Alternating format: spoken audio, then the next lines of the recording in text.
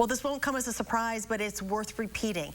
Be prepared for an incredibly close election this November. The top ticket races for governor and U.S. Senate, poll after poll shows them very close. And we've seen that this week again with a new series of polls. Political reporter Will Keneally is here to break them all down. Will?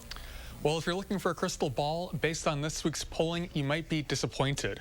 Even though the election is little more than 5 weeks away, CNN polling expert Ariel Edwards-Levy says there's still a lot to be decided.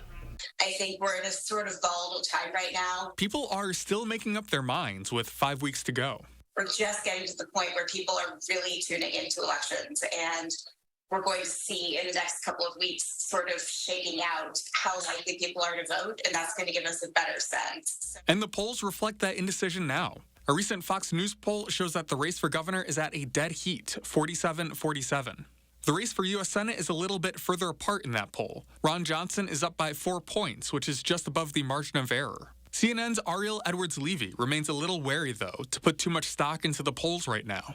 Wisconsin has been one of the states where there have been particular issues with polling in past cycles. And so I think that's a reason to always approach this with a little bit of caution. But she says you can take stock in the fact that the close polls do mean a close election. And that's true for an AARP poll that was released this week as well.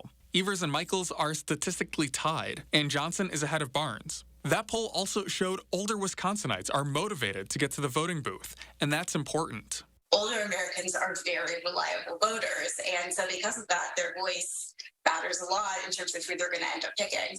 But that's not to dismiss younger voters either. Especially in an election when you see high turnout, youth vote can be important, and motivating young voters to come out can be hugely important. So usually midterm elections are low turnout, but Edwards-Levy says that things like the Supreme Court decision on abortion and using the election as a referendum on President Biden could make this a higher turnout election than you'd expect.